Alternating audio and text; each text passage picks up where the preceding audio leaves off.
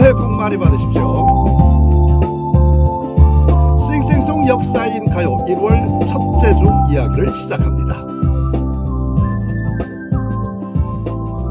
네, 날짜로는 1월 4일에서 1월 10일까지 이야기를 전개를 해드리는데요. 먼저 1135년 1월 4일 보겠습니다. 묘청의 난 발생. 이때는 사실 요전에 이자겸의 난이 있었거든요. 그래서 고려 인종임금이었습니다. 아주 시급을 했었죠. 뭐 궁이 불탈 정도였었으니까. 이때 서경 출신의 승려 묘청이 나타납니다. 서경은 지금의 평양이죠. 풍수지리설에 입각을 해서 얘기를 하는데, 개경, 그러니까 이 현재 개성, 이 개경 땅에 지덕이 약해서 황제께서 이렇게 고초를 겪으시는 겁니다. 그러니까 차제의 수도를 서경으로, 평양으로 옮기심이 어떠하실런지요, 이렇게 이제 구하게 되지요. 근데 이 말에 흔들릴 수밖에 없었던 게, 당시에는 풍수지리설이라는 게 상당히 유효했었다고 그래요. 그야말로 그때 정서를 관통하고 있을 정도의 그런 썰이었기 때문에 풍수지리설 하면 정말 그 믿음, 확신, 이런 신뢰가 굉장히 강했었던가 봐요. 흔들리기 시작해요. 더구나 팔랑귀가. 네. 그래서 실제로 수도를 서경으로 옮기는 것을 생각을 한 인종임금이 몇 번을 이제 그쪽을 실제 답사를 하게 돼요. 어느 날 묘청이 기가 막힌 아이디어를 짜냅니다. 인종이 모월 묘일 묘시에 온다. 이 소식을 딱 듣고는 그 주변에, 그러니까 강 주변, 강이면 이제 대동강이 되겠죠. 평양이니까. 대동강 주변에 있는 그 많은 사람들에게 떡을 해서 나눠줘요.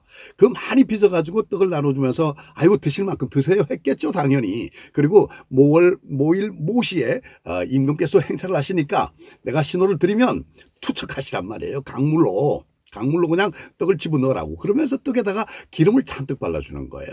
정말 그 떡을 갖다가 강물에다 다 집어 던집니다. 인종이 탁 들어오는데 해는 저물어 가요. 노을빛이 그냥 황금빛이 쫙. 그러지 않아도 대동강 주변이 얼마나 아름답습니까? 그 강변길을 이렇게 행차를 해 오시는데, 이게 노을빛을 받아가지고 말이죠. 금빛 물결이 그냥 발랑발랑 나부끼면서 이 금빛 물결이 금빛 조각처럼 이렇게 막 부서지는 겁니다. 이 광경을 보고 인조가 그냥 화울경에 빠지는 거예요. 이게 도대체 무슨 말인 거요? 그랬더니 이 묘청이 거기서 따다닥 얘기를 하잖아요. 그 얘기가 바로 뭔가 하면은, 대동강에 잠든 용이 침을 토해서 대동강 물에 이렇게 상스러운 기운이 깃든 것이옵니다. 서기가 이렇게 비치니 이 서경은 천기가 아주 가득한 땅이옵니다. 이걸 취하시고 여기다가 황궁을 지어소서, 여기다 수도를 옮기소서, 이렇게 이제 얘기를 한 겁니다. 이 말은 그러니까 이제 쉽게 이거는 좀 요새 말로 허위 광고가 되는 거죠. 네, 허위 과장 광고가 되는 겁니다. 근데 이 말에도 또 팔랑귀가 흔들리죠. 그래서 인종은 정말로 서경에다가 수도를 옮기기 위해서, 서경 천도를 위해서 모든 힘을 다 집중을 합니다. 그러면서 실제로 몇 번 다니면서 그곳에서 가장 좋다는 명당에다가 대화궁을 짓게 되죠. 궁까지 짓게 됩니다. 이렇게 궁을 지었는데, 이 상황을 보고 이제 개경에 있는 신하들이 사실 좀 언짢게 생각을 했었거든요. 그런데 별거 아니에요. 별거 아닙니다. 좀 요설이에요. 이렇게 이야기를 하면 목이 달아날 것 같고 겁이 나니까 어쩔 수 없이 그냥 호시탐탐 요 때만 보고 있었던 겁니다. 그러다가 어느 날 벼락이 쳤다는 소식이, 이 벼락이 대화궁의 기와장 지붕을 어느 부분 망가뜨렸다는, 담을 허물었다는 이런 묘한 소식을 가지고 이제 얘기를 하는 겁니다. 이렇게 됐는데 이것은 분명히 하늘이 노하신 겁니다. 이렇게 이제 아뢰었겠죠. 그랬더니 이 임금이 또 흔들리기 시작하는 거예요. 왜냐하면 실제로 임금이 거기에 관심을 가지고, 이 서경천도 관심을 가지고 몇 번 행차를 했는데, 가만히 생각해 보니까 갈 때마다 벼락이 치거나 폭풍이 불거나 그래가지고 말이 놀라가지고, 뇌성소리에 놀라가지고 말이 뒤집혀지고 마차가 뒤집어지고 이런 일이 계속 있어 왔었단 말이에요. 그래서 정말 이거 하늘이 노하신 건가? 이건 아닌 건가? 이런 생각을 하게 되는 겁니다. 그때 그 많은 신하들이 절대로 안 됩니다. 이게 하늘이 노하신 겁니다. 하늘을 거역하시는 겁니다. 이거는 절대로 안 됩니다. 그래서 결국에는 이 서경천도 계획을 올 스톱을 하게 되는 겁니다. 자, 이렇게 서경 천도 계획을 올스톱하니까 서경 천도 계획을 주도했었던 묘청과 그 서경에 있던 많은 신하들, 묘청 일파들이지요. 이 사람들은 마음이 어땠겠습니까? 아마도 그 허탈 감은 대단했을 겁니다. 상실감도 대단했을 거고요. 수도가 오기만 하면 여기 오면 우리가 완전 정말 한 세대를 이 권력을 쥐는 거 아니겠습니까? 그런데 그걸 다 빼앗겨 버렸으니까 얼마나 마음이 허했겠습니까? 결국에는 거기서 반란을 획책을 하게 되는데요. 이 반란은 후세 사학자들이 얘기하건대 이거는 임금, 즉 인종에 대한 정권에 대한 반란이 아니었다. 단 이 서경 촌도 계획을 반대했었던 개경에 있는 신하들, 특히 문신들, 그들의 그 기득권자에 대한 어떤 반란이었다. 이렇게 이제 평을 하고 있습니다. 그래서 어쩌면 역사가 한번 좀 바뀔 만한 그런 부분이 있었음에도 불구하고 역사 발전을 가져올 수 있는 그런 부분임에도 불구하고 이게 실패로 돌아갔다. 그래서 참으로 안타깝다 하고 이제 평을 하는 걸 많이 볼 수가 있습니다. 실제로 그렇게 사학자들이 연구를 해서 내놓은 결론이기 때문에 분명히 그럴 거라고 또 생각을 합니다. 자, 어쨌거나 이렇게 서경촌도 계획은 완전히 올스톱 되어버리고 이제는 반란이 일어났으니까 그 반란군을 진압을 해야 되잖아요. 이 인종이 그 반대에 앞장섰던 김부식을 최고의 실권자로 임명을 하게 되는 겁니다. 자, 김부식은 이제 굉장히 큰 힘을 갖게 됐습니다. 그 반란을 일단 진압해야 된다는 그 임무, 막중 임무를 쥐고 있는 그런 굉장히 큰 힘을 갖게 된 거예요. 김부식은 생각을 합니다. 그냥 무작정 들이치는 것보다도 저들을 좀 회유해서 어쨌거나 희생을 줄여야 되니까 회유를 좀 해야 되겠다. 이런 생각에 실제로 회유를 시작을 해요. 7, 8번 정도 가서 권유를 하기도 하고 회유를 하기도 하고 합니다. 그런데 그 와중에 어떤 일이 발생을 하는가 하면 이 반란군의 실질적인 실권을 가진 책임자가 조광이라는 사람이었는데 이 사람이 그렇다면 어쨌거나 간에 내가 살아날 수 있는 방법, 우리가 살아날 수 있는 방법은 이 서경촌도 계획을 얘기했었던 묘청, 이 묘청을 머리를 잘라버리겠다. 그래서 묘청에 수급을 갖다 주면 우리를 용서해 줄 수 있지 않겠느냐. 이런 생각에 묘청의 목을 잘라버려요. 그래가지고 묘청과 몇몇 사람이 목을 잘라가지고 그 수급을 개경에다 전하는 겁니다. 이 묘청의 머리를 가져왔어. 우리가 반란을 진압했어. 우리 투항하겠습니다. 살려주시오 하고 딱 들어갔는데 그 들어갔던 사람마저도 투옥을 시켜버리는 겁니다. 감옥에 집어넣어버리는 거예요. 이 소식을 바로 이 조광이 알아버립니다. 이제 모든 걸 믿을 수가 없죠. 그래? 이렇게 됐음에도 불구하고 책임을 우리한테 묻는다? 그러면 애초에 우리를 살려둔다는 그런 보장은 없는 거야. 한 입으로 저 자식들 두 말 하네? 이러면서 우린 못 먹어도 고다, 죽어도 고다, 끝까지 투쟁을 하자 하면서 고를 외친 겁니다, 결국. 그렇게 해서 거의 1년 가까이 항전이 계속돼요. 이런 상황이 되는 겁니다. 심지어는 임금이 사람을 보내요. 임금이 사람을 보내서 그들을 설득하고 회유하기 위해서 그렇게 사람을 보냈는데 그 사람마저도 이놈 말 믿을 수가 없어. 목을 잘라버리는 겁니다. 그러니까 정부에서는 조정에서는 어쩔 수가 없는 거죠. 김부식을 필두로 한 이 군대가 가서 진압을 하게 되는 겁니다. 결국 묘청의 난은 이렇게 실패로 돌아가게 됩니다. 이 실패가 참 가슴 아픈 실패라는 것이요. 개경 문신들의 세력이 이 조정을 움직여 나가기 시작한 겁니다. 그야말로 권력을 가지고 독주하기 시작한 거예요.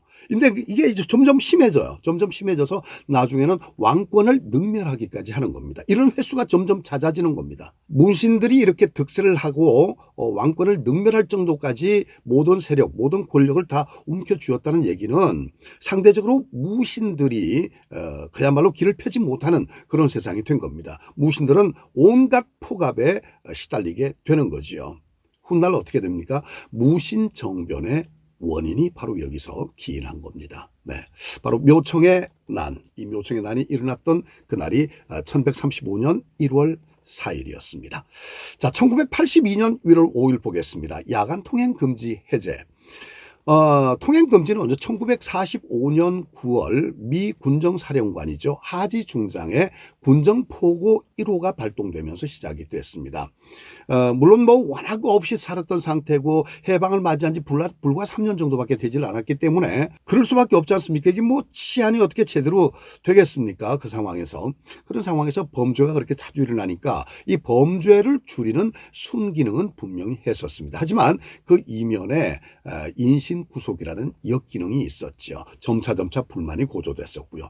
이게 무려 37년간 계속 진행이 되어 왔었습니다. 그러다가 37년이 지난 1982년 1월 5일 날 해제가 된 것이죠.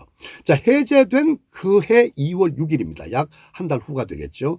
해제된 그해 2월 6일 서울극장에서 첫 심야 영화를 개봉을 했는데요. 작품은 안소영 씨 주연의 에마 부인이었습니다.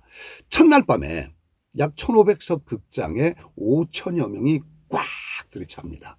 이 얘기는 무슨 얘기인가 하면 그동안 우리 국민들이 이 자신만의 시간, 특히 저녁, 야간 시간, 자신만의 시간을 얼마나 갖고자 했었던가, 또 그 자유를 얼마나 만끽하고 싶었던가, 얼마나 큰 해방감을 느꼈던 건가 하는 것을 갖다가 바로 볼 수 있는 그런 것 하나의 어떤 그 일면이 아닌가 이런 생각이 듭니다. 자, 2003년 1월 6일 보겠습니다. 실리콘 유방 확대 피해자 미국서 집단 소송 승소. 야, 이런 일이 있었네요. 금시초문인데. 실리콘 유방 확대술 국내 피해자 약 660명이 거액을 승소하게 됐다. 그런 판정을 받게 된 날입니다. 부작용이 발생을 했는데 꽤 많았었던가 봐요. 그래서 집단 소송이 일어나기도 했었는데 이 국내 피해자들이 미국 회사를 상대로 해서 거액의 배상금을 받게 되었다는 그런 소식입니다. 정말 금시초문이었습니다. 이런 일이 있었네요. 2003년 1월 6일의 이야기였습니다. 1412년 1월 6일 프랑스 잔다르크 출생. 13살 때였다고 그러죠. 천사들의 합창. 또 천사장 미카엘의 계시 이런 걸 갖다 꿈속에서 계시를 받았다고 얘기를 전합니다. 프랑스를 지켜라. 오를레앙을 구하라. 왜 망설이느냐. 그것이 바로 너의 사명이다. 이런 계시를 받았답니다. 근데 이 계시를 받았다는 얘기를 이 황태자를 통해서 직접 전달이 되죠. 그렇게 해서 실제 병력을 데리고 전쟁에 참여를 하게 됩니다. 바로 이제 오를레앙으로 가게 됐는데요.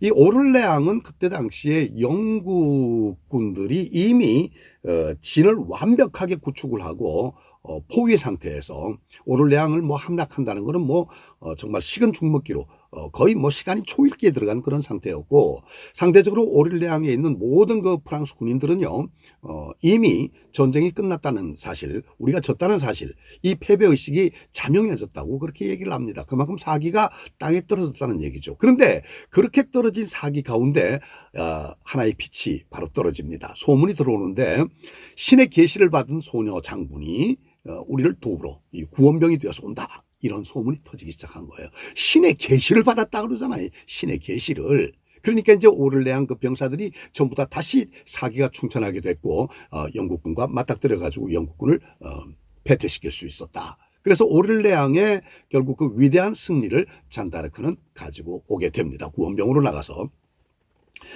자, 이렇게 이제 1차적으로 오를레앙에서 큰 승리를 거두고 잔다르크는 또 얘기를 하지요. 얘기를 하는데 그 프랑스 샤를 7세 치자. 지금 바로 쳐야 된다, 영국군. 지금 영국군을 치면 저 영국군이 지금 혼비백산에서 도망가 있는 상태이기 때문에 전열이 정비가 안 된 상태다. 지금 치면 영국군을 완전히 쫓아버릴 수가 있다. 칩시다. 했는데도 불구하고 샤를 7세가 좀 우유부단했었던 사람인가 봐요. 빨리 결정을 못 내리고 그 결정을 내리는데 한 1년을 넘게 미적미적거립니다. 근데 1년 넘게 미적미적거리는 사이에 정예군인 영국군은요 이미 전열 정비 다 해버리죠. 다 해버리고 다시 전투태세를 완벽하게 갖춘 겁니다. 결국 그 오를레앙의 위대한 승리를 거두고 잔다르크는 다시 2차로 영국군과 맞닥뜨리게 되지만 이길 수가 있습니까? 이미 모든 전열을 가다듬은 상태에서 상대가 될 수가 없죠. 잔다르크는 거기서 생포가 되고요. 화형식에 처해지게 됩니다. 나이가 19살, 정말 꽃다운 나이죠. 그렇게 해서 자신 조국 프랑스를 위해서 이렇게 화형에 처해집니다. 역사는 그렇게 말을 하고 있습니다. 잔다르크를 두고 위대한 승리, 오를레앙을 구한 우리 프랑스의 위대한 승리였다. 그런 승리를 가져온 잔다르크는 그야말로 우리 프랑스의 애국심의 상징이 되어야 한다. 그래서 지금도 프랑스 애국심의 상징으로 일컬어지고 있고 뭐 그뿐이겠습니까? 전 세계에서 애국심 하면 벌써 잔다르크를 계속해서 회자를 해내죠. 우리나라도 있었죠. 왜? 뭐 여성 정치인을 잔다르크, 뭐 추다르크 이렇게 얘기를 했는데 지금도 추다르크인지는 잘 모르겠습니다만은 아무튼 그런 일이 있었습니다. 아마 세계 곳곳에서 그렇게 잔다르크를 많이 쓰지 않았나 하는 생각이 드네요. 네. 자, 1949년 1월 7일 보겠습니다. 이승만 대통령 대마도는 우리 땅이라고 선언. 1948년 8월 15일 날 여러분 대한민국 정부 수립이 선포가 되죠. 불과 사흘 후입니다. 불과 사흘 후. 역사의 진실은 어쩔 수 없다. 대마도는 우리 땅이므로 일본은 속히 반환하라 라고 천명을 하게 됩니다. 딱 정색을 하고 그렇게 천명을 하니까 일본이 정말 쫄 수밖에 없었어요. 순간적으로 일본은 바짝 긴장하고 쫄았습니다. 근데 그 사이에 6.25가 발발하게 되는 거예요. 그래서 미국과 소련이 대립을 하게 되고요. 일본은 이때다. 바로 지금이야. 하고 때를 놓치지 않고 미국과 소련이 대립하고 있는 가운데 미국을 찾아가서 로비를 벌이잖아요. 그러면서 결국에는 샌프란시스코 협정을 이끌어내게 됩니다. 한국을 배제한 채로 협정을 맺은 겁니다. 근데 그 협정 속에 중요 내용이 어떻습니까? 한국 독립 인정, 제주도, 거문도 및 울릉도를 비롯한 도서 한국 소유로 인정. 괜찮은 것 같아요. 얼핏 들어보면. 그런데 중요한 것은 이 조약에서 독도와 대마도에 대해서는 어물쩡 그냥 넘어가 버린 겁니다. 이거를 이승만 대통령은 바로 본 겁니다. 있을 수가 없어. 바로 불복을 하게 된 거죠. 이건 말이 안 되는 얘기다. 그러면서 이승만 대통령은 어쩌면 이 싸움이 굉장히 긴 싸움이 될 수도 있겠다. 아주 긴 다툼이 될 수도 있겠다 하는 생각을 갖게 된 겁니다. 어떻게 보면 굉장히 현명한 생각이에요. 그래서 우선 독도만은 어족 보호라는 명분을 들어서 실효 지배를 할 수 있도록 모든 조치를 강구합니다. 그렇게 해서 독도가 지금까지 현 위치에서 현 상태로 이렇게 내려오고 있는 겁니다. 남아있는 모든 부분들은 우리 역사 속에서 우리가 이제 해결을 해야 되는 그런 문제죠. 네. 이 사실이요, 지난 2005년도에 미 국무부 외교문서에서 확인이 됐습니다. 그 외교 문서를 제가 여러분께 그대로 소개를 해드리는데요. 이건 2005년도에 미 국무부에서 발표된 외교 문서입니다. 1951년 4월 27일 이승만은 대마도에 관해서 다음과 같이 요구하고 있다. 한국은 일본이 대마도에 대한 모든 권리, 호치, 청구를 분명히 포기하고 그것을 한국에 돌려줄 것을 요청한다. 이게 미 외교 문서에서 나왔습니다. 뒤늦게나마 이렇게 외교 문서로 그 내용을 확인하게 돼서 정말 천만다행이라는 생각이 들고요. 차제에 우리가 독도뿐만 아니라 대마도도 찾아와야 되겠다 하는 이런 생각, 갑자기 그런 생각, 이 결전의 의지까지 생기게 되네요. 네. 아마도 그 독도 시비가 계속 이렇게 불거지는 이유 중에 하나는 여기 이제 말이 나왔으니까 말인데, 제 생각에 대마도 반환 얘기가 우리 쪽에서 나올 것 같으니까 그럴까봐 자꾸만 연막을 자꾸 피우는 거 아닌가. 독도를 가지고 자꾸 연막을 피워가지고 대마도에 대한 얘기는 아예 안 나오게 그런 거 아닌가 하는 생각도 갑자기 의구심이 확 솟구치네요. 네. 자, 1933년 1월 8일 보겠습니다. 가수 엘비스 프레슬리 출생. 트럭 운전을 했다고 그러죠. 가수가 될 그 꿈을 가지고 오디션을 여러 차례 봤다고 그래요. 그런데 계속해서 낙방이 됐었답니다. 그러던 차에 세상에서 네 노래가 가장 아름다워라고 늘 힘을 줬었던 어머님께 자신의 노래를 선물로 하고 싶어서 요새 말로 기념 음반을 녹음을 해서 선물로 해드리게 됩니다. 그런데 그 녹음을 어디서 했는가 하면은 바로 테네시에 있는 선 레코드사라고 그래요. 그때 녹음을 할 때 선 레코드사 사장이 이 녹음을 들으면서 저 친구 누구야?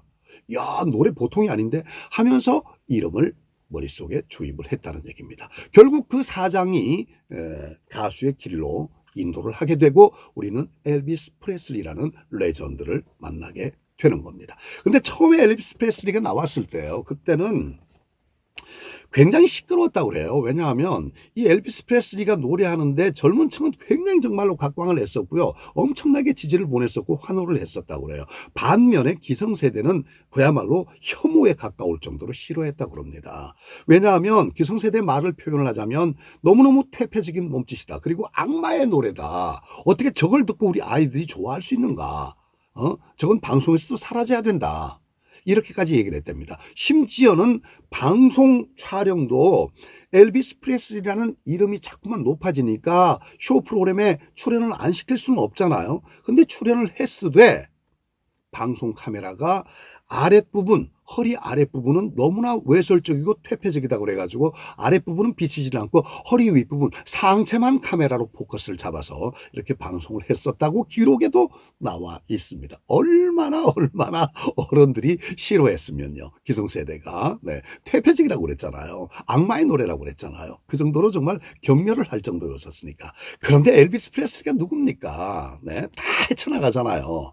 왜냐하면 그 기성세대는요. 그때 당시만 해도 이를테면 뭐 가수 그러면 턱시도를 딱 입고 나와가지고 나비 넥타이 메고 이 뭡니까 이거 저 스탠드 마이크 하나 딱 놓고 반듯하게 서가지고 Am I that easy to forget 이렇게 해야 가수인 줄 알았거든. 아니면은 And it in my way 이렇게 해야 정말로 가수인 줄 알았단 말이에요. 그런데 엉덩이나 빙글빙글 돌리면서 헉헉 burning love 이랬으니까 이게 어디 가수로 생각을 하겠냐고요. 퇴폐지기를 할 수밖에 없죠. 정말 혐오할 수밖에 없었던. 오죽하면 그때 그 대중문화적으로 엘비스 프레슬리의 이름이 새로운 이름이 하나 만들어져요. 물론 은어로 만들어지는데 펠비스라는 이름이 만들어져요. 펠비스. 뭔가 하면 펠빅 골반이란 말이죠. 펠빅과 엘비스를 합성시켜가지고 펠비스라고 그랬어요. 참 정말 네. 우리나라나 그쪽 나라나 이 기성세대의 생각은 어쩔 수 없는 것 같습니다. 그렇죠? 네. 근데 보란듯이 엘비스 프레슬리가 Are you lonesome tonight? Love me tender, love me sweet 이런 노래들이 나오잖아요. 그야말로 스탠다드 팝을 부르게 됐단 말이에요. 그러니까 기성세대에서도 이야 저 친구가 그냥 씩씩대면서 헉헉 버닝 러브 이런 것만 할 줄 알았나 이렇게 생각을 했었는데 그게 아니거든. 아주 솜사탕 같은 그런 거 목소리로 이런 스탠다드 팝을 부른단 말이야. 그래가지고 그때부터 기성세대들도 마음의 문을 열고 엘비스 프레슬리를 받아들이고 점점 발전이 돼서 엘비스 프레슬리의 몸짓, 손짓, 이 발짓 이런 거 하나하나까지의 어르신들도 열광을 하게 됐었다는 얘기입니다. 전 세계 남녀노소가 다 열광을 하게 됐었죠. 지금은 어떻습니까? 엘비스 프레슬리 로큰롤의 영원한 제왕으로 레전드로 남아있지 않습니까? 네. 그 엘비스 프레슬리가 출생한 1933년 1월 8일. 네. 자, 1597년 1월 10일 보겠습니다. 정유재란 일어남. 그러네요. 선조 30년에서 31년 그 사이입니다. 네, 임진왜란은 1차와 2차로 나눌 수가 있는데요. 1차는 임진왜란 그대로고요. 임진년에 일어난 난이고 2차는 정유재란 정유년에 다시 일어난 난을 정유재란이라고 얘기를 합니다. 이렇게 해서 1차, 2차 통틀어서 우리가 임진왜란으로 알고 있죠. 1593년에 1차 전쟁이 사실상 끝이 납니다. 그래서 명나라하고 일본이 협상을 벌이게 되는데 그 협상 내용 중에 일본이 요청한 것이 이런 게 있어요. 조선 8도 중에 조선 4도를 우리한테 떼달라. 할양을 해달라는 얘기를 합니다. 그 다음에 또 한 가지는 명나라 황녀를 우리 일본의 후비로 보내달라 이런 얘기를 해요. 이 청나라가 들어줄 수가 없는 요구들이죠. 그래서 그 요청이 사실상 무산이 되고 이 회담이 결렬이 돼버립니다. 결렬이 돼버리니까 다시 두 번째는 니들 안 되겠다. 니들 정말 안 되겠다. 다시 한번 해봐. 그러면 하고 침입을 하게 된 것이 침략을 하게 된 것이 바로 정유재란이거든요. 이때 우리나라는 어떻게 되어 있었습니까? 이순신 장군이 감옥에 갇혀 있었죠. 그러다가 다시 침입했습니다. 마마 이렇게 되니까 선조가 그냥 화들짝 놀라가지고 그 친구 어디 있어? 다시 불러 이렇게 된 거예요. 그때 이제 이순신 장군이 나와가지고 소인에게는 아직까지 12척의 회가 있어. 이 얘기가 나오는 겁니다. 그 얘기가. 결국에 이순신 장군이 그렇게 해서 다시 이 군사를 정비를 하고 말이죠. 이렇게 해서 전투 태세를 준비하고 있을 동안에 토요토미 히데요시가 죽잖아요. 토요토미 히데요시가 죽으면서 오사카성에서 죽으면서 야, 정군 다 들어와. 이렇게 됐단 말이에요. 그래가지고 결국에는 토요토미 히데요시가 죽으면서 일본군이 모두 이제 자기 본국으로 들어가는데 그때 이순신 장군이 단 한 놈도 돌려보내지 말라 하면서 나를 따르라 이렇게 되는 거 아니겠습니까? 노량해전. 전 세계에 유례 없는 해전 역사상 최고의 전과를 올리면서 임진왜란이 마무리가 되게 되는 거죠. 그 노량해전에서 이순신 장군은 결국 전사를 하게 되시는 거고요. 네, 그렇습니다. 근데 거기서 말이죠. 그 노래가 하나 생겨나는데 임진왜란 때 우리가 알고 있는 경상도 민요 쾌지나 칭칭난해가 거기서 만들어졌다는 이야기가 사실상 실제 이야기로 굳혀져 있습니다. 어떤 얘기인가 하면 왜 임진왜란 때 그 가토 키요마사 가등청정이죠. 그리고 또 고니시 유키나카 소서행장 이 두 사람이 1군, 2군 해갖고 쫙 들어오잖아요. 그래가지고 완전히 쑥대밭을 만들어버리잖아요. 그 가등청정이 굉장히 무서웠던 사람이라고 그래요. 한국에 들어와서 정말 한국의 호랑이 다 때려잡겠다고 그랬던 그런 사람인데 호랑이 사냥 유난히 좋아해서. 근데 굉장히 잔인하고 아주 끔찍한 그런 일을 서슴지 않고 자행하는 그런 사람이었대요. 그래서 가등청정 이름만 들어도 정말 사람들이 되게 정말 무서워할 정도로 그랬었는데 이 가등청정이 일본 본국으로 들어간다 그러니까 진주 땅에서 경상도 진주 땅이죠. 진주 땅에서 이야 가등청정이 들어간대. 이 말이 바뀐 거예요. 좋은 일이 있을 때 우리가 쾌제라고 그러잖아요. 쾌제. 오호 쾌제라. 여기서 동원이 됩니다. 오호 쾌제라. 가등청정이 나가네. 오호 쾌제라. 가등청정이 나가네. 바로 이 얘기입니다. 쾌제라 청정이 나가네. 쾌제라 청정이 나가네. 이게 이제 발음하기 쉽도록 쾌제라 청정이 나가네. 쾌제라 청정이 나가네가 쾌지나 칭칭나네. 쾌지나 칭칭나네로 됐다는 그런 이야기가 있습니다. 이 이야기는요. 임동관 선생이 지은 한국 민요집에 수록이 돼 있습니다. 그러니까 이젠 정말 이 이야기가 그냥 단순 그 낭설이 아닌 실제로 정말 그렇게 거기서 유래가 된 노래가 아닌가 이런 생각을 갖게 됩니다. 자, 그러면 정말 쾌제라 청정이 나가네 했더니 가등청정이 갔단 말이에요. 그러면 요즘에 여러분들 코로나 때문에 힘들어하고 있는데 쾌제라 코로나 나가네. 쾌제라 코로나 나가네. 하면 코로나가 나가겠네. 진짜로. 네. 개인위생 철저하게 하고 또 뭐 백신 금방 온다 그러니까 분명히 될 거라고 확신을 합니다. 쾌제라 코로나 나가네. 쾌제라 코로나 나가네. 자, 여러분 고맙습니다. 다음 주에 다시 또 인사 올리도록 하겠습니다. 1월 둘째 주에 만나요. 구독 부탁드립니다. 감사합니다. 새해 복 많이 받으세요.